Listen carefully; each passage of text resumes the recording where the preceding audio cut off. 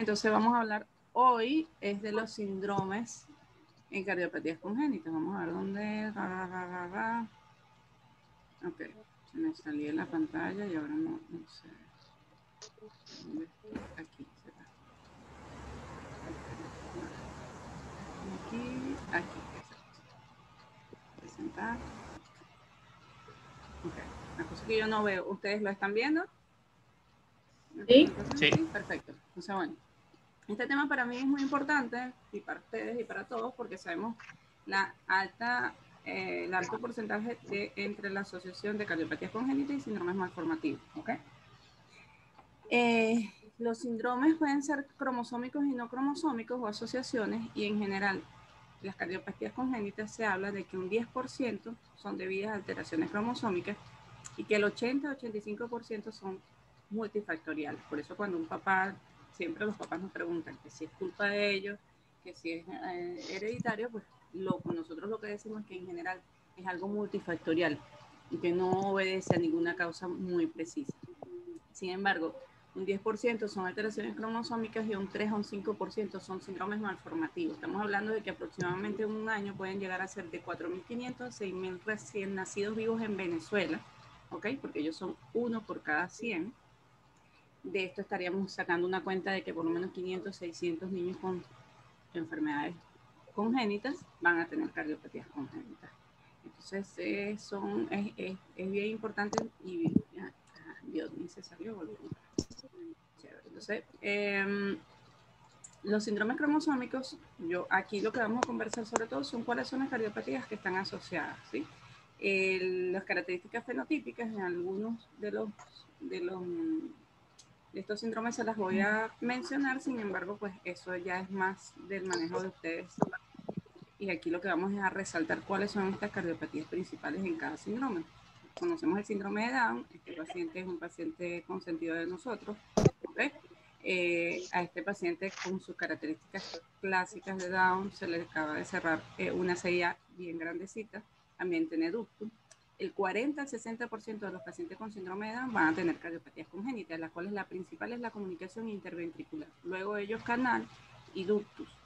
Posteriormente, tetralogía de Fallot. Entonces, en las primeras instancias que ustedes tienen un DAO, dependiendo de cómo se comporte, si se comporta como crisis de hipoxia o como insuficiencia cardíaca, ustedes saben que puede ser cualquiera de estos o va a ser un Fallot en primera, simplemente con clínica. Ahora, ojo, que de estos canales, hay canales en síndrome de Down que vienen asociados a Fallot, que vienen asociados a doble salida de ventrículo derecho. Entonces, bueno, todo va a depender de la clínica, pero lo más frecuente es que consigan que estos pacientes tienen CIB, canal o tienen ducto. Eso es lo más frecuente. Creo que algunos tienen, apaguen los micrófonos. ¿Oyeron? El que lo tenga prendido. Ellos son 1 por cada 650. Entonces, luego tenemos Edward, que no es Edward, nuestro compañero, sino el síndrome de Edward, que es la trisomía 18, ¿ok? Fíjense que estos pacientes, todos tienen cardiopatías congénitas. Ellos son por lo menos 1, ¿me están escuchando bien? 1 por cada 6.000. ¿Me escuchan? Sí, doctora, yo sí. Sí, ok, perfecto, porque es que yo, el no verlos y que no me escucho, me tiene un poquito incómoda. Fíjense, todos tienen cardiopatías, el 90% van a presentar un defecto septal tipo CIB, pueden presentar displasia nodular, valvular, ¿ok? O también pueden presentar Fallot. Estos pacientes, de hecho, en el primer mundo, en Estados Unidos, ellos agarraban y les operaban, les hacían las cirugías de corazón, porque generalmente las cardiopatías tampoco eran tan graves. Sin embargo, se dieron cuenta que luego de operarlos, a los pocos meses, igual estos pacientes fallecían por cualquier otra enfermedad. Generalmente eran por problemas gástricos y problemas de desnutrición, y era un sufrimiento que se prolongaba hasta que al final todos fallecían. ¿Okay? Entonces la Academia Americana de Pediatría decidió decir que estos pacientes pues era mejor dejarlos evolucionar tranquilos y no intervenirlos, pues. Es decir, dejar que fallezcan tranquilos o dejar que la evolución natural de la enfermedad lo lleve a lo que van. ¿Okay?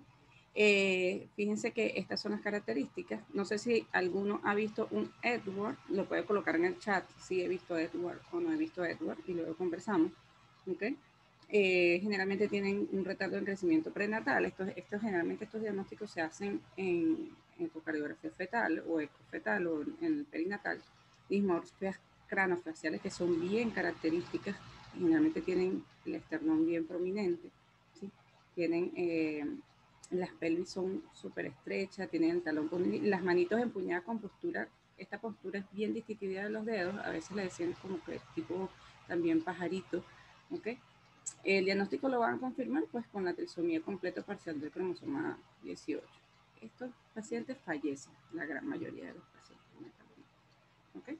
Otra bien aparatosa es el síndrome de Patau, que es la trisomía 13. Esto es el 80% de estos pacientes van a tener cardiopatías congénitas, ¿sí? Ellos son aproximadamente entre 1 en 5.000 a 1 en 12.000 y tienen muchas malformaciones externas, ¿ok? Fíjense que acá en esta referencia ellos hablan de 1 por cada 15.000. Van a tener microftalmia, polidactilia, microcefalia, el labio paladar hendido, o sea, defectos renales. Generalmente las cardiopatías congénitas son en el 80%, igual CIB y CIA y Fallot. ¿Okay? También se ve a veces doble salida del ventrículo derecho. Y generalmente este pronóstico también es bien feo al año de vida. 80 al 95% de estos pacientes fallecen. Luego, entre los cromosómicos tenemos este que ustedes lo conocen bastante, que es el síndrome de Turner, ¿ok? Es de 1 en 2.000 a 1 en 5.000 del recién nacido vivo femenino, ¿ok? Se da por una pérdida de parte de uno de los cromosomas sexuales y el 35% de ellos tienen cardiopatías congénitas, las cuales la mayoría son del lado izquierdo del corazón. Turner, lado izquierdo del corazón. Válvula aorta bicúspide, coartación aórtica, estenosis de la válvula aórtica, e incluso hipoplasia ventrículo izquierdo. Ojo, la válvula aórtica bicúspide es que simplemente en vez de 3 válvulas tienen 2. Antes se hablaba de que esto era normal, ¿okay? Y no le paraban, pero por supuesto, con el aumento de la evolución, el conocimiento en cardiopatías congénitas se ha visto en la segunda década de la vida, los pacientes con válvula bicúspide empiezan a hacer calcificación e insuficiencia, e incluso muchos van para reemplazo. Entonces, en los pacientes con Turner, generalmente estas enfermedades son progresivas, es decir, que pueden ir agravándose en el transcurso de los años, por lo cual, si sea solo aorta bicúspide que le reporte el cardiólogo, este paciente tiene que ser evaluado todos los años. ¿Okay? Y bueno, están las características típicas. Esta es una niñita típica con un fenotipo típico de Turner, ¿ok? Su talla baja, sus cuellitos, cuellito grueso, con pliegues. La coartación de la aorta es característica, mamas poco desarrolladas, la ausencia de menstruación, etc. Todas estas características que ya, bueno, como les dije, pues, no es como lo que más debemos discutir aquí, pero para recordarlo. También escríbanme allí si han visto Turner, si han visto Patau, si han visto, por supuesto, Lamsen. ¿Okay? Y vamos a las síndromes y asociaciones no cromosómicas, o sea, asociaciones y los que no son cromosómicos. El síndrome de DiGeorge, pues es uno de los no cromosómicos más frecuentes, ¿ok? Generalmente está asociado se hablaban de un déficit inmunológico, ¿ok? Hipoparatiroidismo congénito, dismorfias faciales, y luego entonces incluyeron las cardiopatías congénitas. La fase de estos niñitos es muy característica. En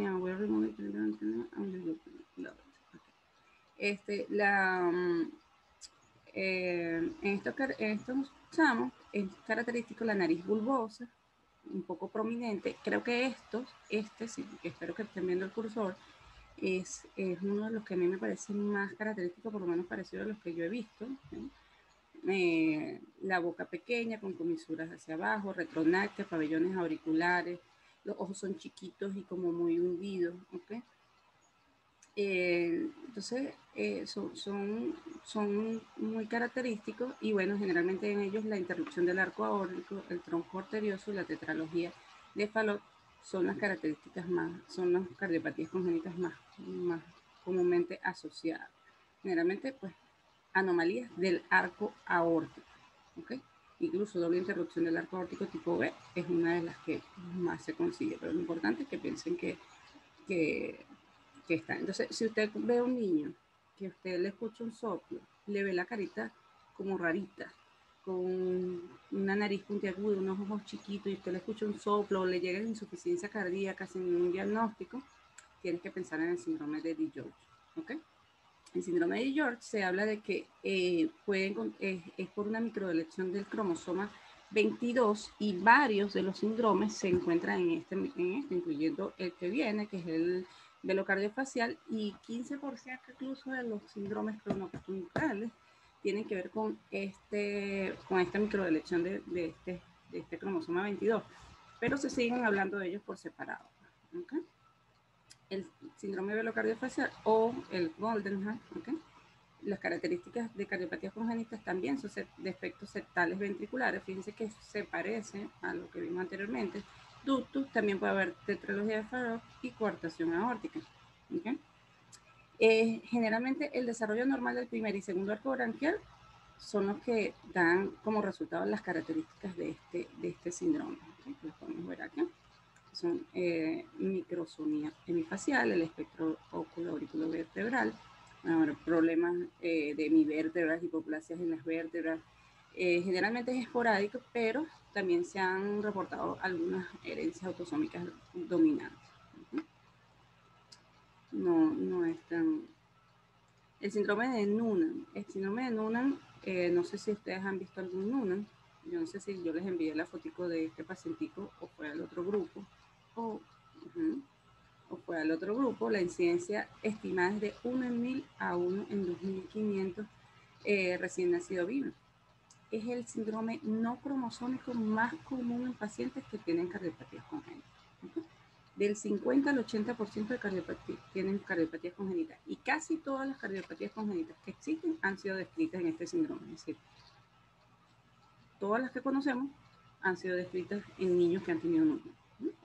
Pero la más característica de ellos es la estenosis de la válvula pulmonar, que es asociada a generalmente que la válvula está displásica, y se da incluso hasta en el 50% de estos pacientes. La CIA también se presenta, la estenosis de las arterias periféricas. Otra característica interesante desde el punto de vista cardiovascular es que hace miocardiopatía hipertrófica, por lo cual una evaluación en un Noonan sano en una primera instancia no descarta que él pueda hacer una miocardiopatía hipertrófica, porque es progresivo. Es decir, pueden hacer la miocardiopatía hipertrófica más adelante. O sea, ellos siempre tienen que tener evaluación por cardiología. Y los rasgos cardinales de estos babies son talla baja, ¿okay? Los cabellos son rizaditos, frente amplia, el exceso de piel aquí en el cuello, el antebrazo que está bien separado del cuerpo, ¿okay? Fíjense en este nene, que es un bebé, yo creo que este tendría como 6, 8 meses, no recuerdo qué edad tenía este bebé cuando lo hice. Esto fue en mayo de este año en Ascardio. Le hicimos una valvuloplastia pulmonar, es el típico Noonan. Noonan con carita de Noonan, frente ancha, naricita, los ojitos, no le podemos ver mucho el cabello porque no ha crecido, pero fíjese el cuello, prácticamente no tiene ni cuello, ¿ok? ¿Sí? Y tiene una estenosis de válvula pulmonar. Es un clásico Noonan. Este es el típico Noonan. Generalmente los Noonan evolucionan muy bien, muy bien. Son niños que pueden tener una vida bien normal, ¿ok? El síndrome de Williams, me encantan estos pacientes, porque estos pacientes, el síndrome de Williams generalmente parecían que estuvieran riéndose, ¿okay? De hecho, cuando ellos lo empezaron, fue que estos médicos empezaron a observar niñitos que tenían estenosis supravalvulares aórticas y aparte de eso, un déficit cognitivo. Entonces lo fueron agrupando y se dieron cuenta, pues, a medida que fueron estudiando, que había una microdelección en el brazo largo del cromosoma 7 que es del gen que codifica la elastina. Por lo tanto, ellos pueden, virtualmente, ellos pueden tener problemas de estenosis o de estrechamiento en cualquier arteria de su economía. ¿Okay? Entonces, cuando uno busca William, y por eso coloqué lo de buscador, fíjese lo interesante que es que vemos que todos se están riendo. Esto es muy característico. Me escriben si han visto un William. Los Williams son maravillosos, son niños muy lindos. Y lo típico, pues ellos pues, sí se ven como si estuvieran siempre riéndose, también porque tienen las boquitas grandes, tienen... ellos hacen un retraso del desarrollo y de talla baja, ¿okay? Pero luego crecen muchísimo, ¿okay? Pueden ser muy evidentes al principio, pero yo creo que en general no lo son tanto, y se van haciendo evidentes con el tiempo. A medida que ellos van creciendo y van agarrando sus características, se ve que la frente, que a mí me parece que este es uno de los más clásicos, la frente es amplia, un puente nasal que está bajito, el pliegue periorbital, el hipertelorismo, la nariz que a veces se ve antevertida, se ve más creo que en esta chamita. Tiene microcefalia leve y tiene una mala oclusión dental con dientes pequeños y separados. Y generalmente por eso es que se observa que se ven tan sonrientes por su mala oclusión dental. Esta que está aquí, esta es una característica de William, ¿okay? Pero fíjate que cuando uno abre, pues no ves que buscas un niño enfermo y los ves a todos riéndose. Esto es muy característico del Williams, ¿okay? Entonces también pueden tener hernias, la piel se ve sueltica y muy aterciopelada y tienen hiperlaxitud en las articulaciones, ¿okay? Importante esto. La malformación cardiovascular, que es lo que es la estenosis supravalvular aórtica, es típica, entonces es una de las características principales y bueno, quizás con una buena toma de pulso pudiera sospechártelo. El síndrome de Holoran, que es el que vamos a ver a continuación, ¿okay? Generalmente este es por un compromiso esquelético asimétrico, una mutación también del gen, ¿okay? Esto fue porque estos dos señores reportaron una familia en cual tenían defectos de los miembros superiores, ¿ok? Y todos tenían defectos de miembros superiores, asociados a CIA. Entonces, es de patrón autosómico dominante, aunque realmente es bien variable. Y bueno, los efectos en la extremidad superior van desde que puedes tener focomelia a que puedes tener este tipo de alteraciones muy leves. Incluso simplemente puedes tener un dedo trifalángico. Si tienes un niño con un dedo trifalángico, no anda a evaluarle el corazón porque puede tener una CIA. Y las dos son cosas que no le van a comprometer la vida, entonces tú las dejas pasar. Pero si la CIA es grande, a medida que evoluciona, pues puede llegar a tener un compromiso sistémico, ¿ok? Generalmente son bien frecuentes las CIA realmente y también pueden presentar trastornos del ritmo. ¿Sí? El síndrome de Alagille también fue en los años 70, el gen característico es el JAK1, esto es típico que es una pregunta de exámenes raros, es autosómico dominante, ¿sí? Y generalmente las enfermedades cardiovasculares, las cardiopatías congénitas asociadas son la estenosis de la arteria pulmonar, la CIB y la CIA y el DUS, que generalmente no son progresivas. Si se solucionan, no hay problema de que esto pues vaya a peor. Por allí escucho un bebé pequeñito. Ajá. Los pacientes con este síndrome generalmente son pequeños para la edad gestacional, ¿ok? Y pueden presentar hepatomegalia, ictericia, ¿ok? La fase típica generalmente en recién nacido no se nota, pero son ojos profundos, lente amplia también, y el hipertelorismo es mucho más leve que, por decirle, en el Williams, la nariz es más recta, el mentón es un poquito más puntiagudo, a mí se me parecen a veces a los Noonan, ¿okay? Pero yo de esto de verdad vi uno solamente, no he visto más nunca uno o se me han pasado. Luego vamos a hablar de la asociación de Char, que es importante saber de que bueno, ciertamente se nos pueden pasar, porque a veces los tratamos como entidades muy aparte. Tiene un problema hepático, tiene un problema de tal cosa, y no nos damos cuenta que pueden ser un conjunto de todo, ¿no? La asociación de Charlie es un conjunto de anomalías que le hicieron este acrónimo de Charlie, ¿ok? La mayoría de los casos son bien esporádicos, ¿sí? Y el acrónimo es por las palabras en inglés, coloboma, iris, retina, defecto cardíaco, atresia ecuana, retardo de crecimiento y anomalías en las orejas y sordera. Pero también pueden presentar paresia facial, anomalías renales. Se ha propuesto que para que este diagnóstico se dé, tiene que tener por lo menos 4 de los rasgos cardinales del acrónimo, ¿ok? Tiene que tener 4 cosas y que siempre tiene que incluir el coloboma o la atresia ecuana, ¿ok? El 60-85% de estos pacientes van a tener cardiopatía y es una preponderancia de las lesiones del lado derecho del corazón, al contrario de los otros. Fallot y comunicaciones interventriculares son los efectos. Fíjense que incluso en España, bueno, se dice que a nivel mundial la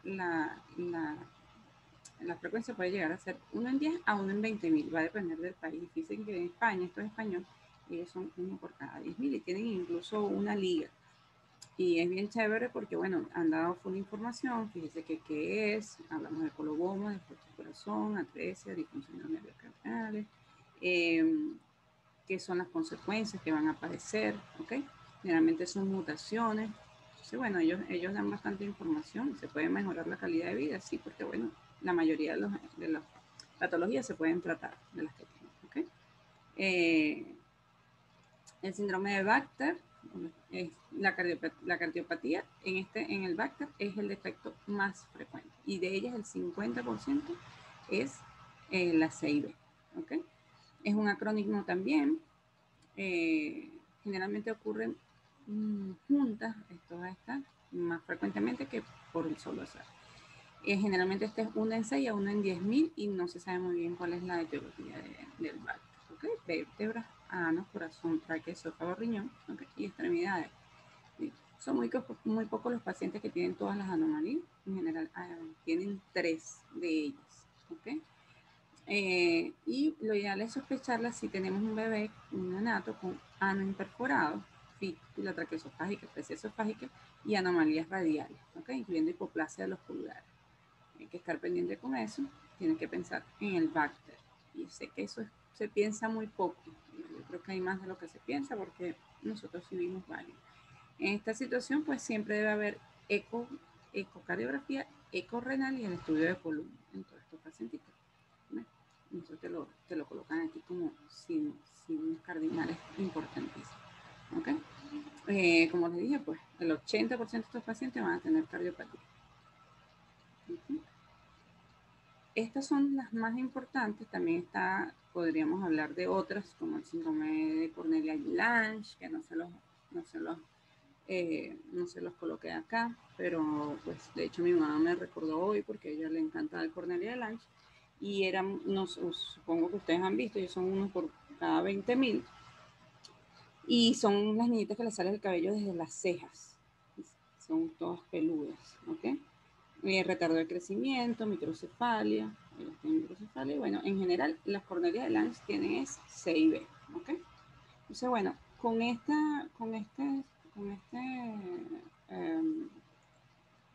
seminario, con esta presentación, ¿de qué nos sirve? Es importante que como pediatra, ¿okay? Ustedes tienen que reconocer que todo síndrome genético debe ser evaluado por cardiología.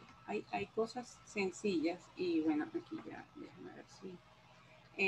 que deben ser costumbres, ¿ok? Que una es realizar el diagnóstico en fetal, ¿ok? La mayoría de estos diagnósticos se pueden hacer fetal.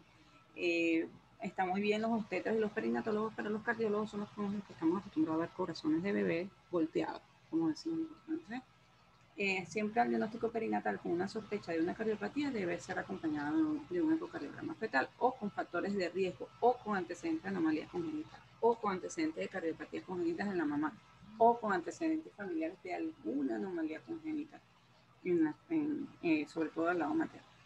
Tomar la tensión arterial es algo muy sencillo y que no puede descartar la cortación de aórtica, que es uno de los más frecuentes en los síndromes, y palpar los pulsos. Si no tienes el tensiómetro en el momento, palpar el pulso radial y palpar el pulso femoral también les va a dar a ustedes una herramienta muy importante. Se los dije en la clase de semiología, palpen todo cuanto nene les llegue, palpen el pulso a todo, que al principio no lo sienten, pero luego se dan cuenta de que empiezan a sentir las diferencias de un pulso normal a un pulso con una estenosis, a un pulso en shock, a un pulso con coartación, ¿okay? Y pálpenlo radial y pálpenlo femoral en todo. Y en los recién nacidos y lactantes, que es lo más difícil de sentirlo, más pálpenlo, ¿okay? Más háganlo, siempre, siempre, siempre inténtenlo, aunque sea lo intentan. Y si ustedes no quieren estar muy expuestos, lo intentan una vez, pero ya que lo hagan 10 veces, ya en la 10ª vez se van a dar cuenta que a la primera lo van a sentir perfectamente. Entonces es mejor hacerlo en los normales para que cuando te llegue el que no vas a sentir, te des cuenta, ojo, no soy yo, si es que el bebé no tiene pulso. Y algo importante, que cuando ustedes vean un niñito con un problema en la columna, que le escuchan soplos, con una nariz rarita, que le escuchan soplos, con cualquier cosita, que tomen la foto a la cara y me la mandan. No, se la pueden mandar a cualquiera de sus médicos, compañeros, profesores, tratantes, o la guardan y la buscan en Google. Y si no, me la mandan igual. Entonces, ya esto sería todo de esta clase. Vamos a ver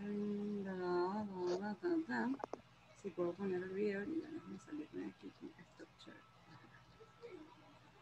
Listo. Vamos a parar.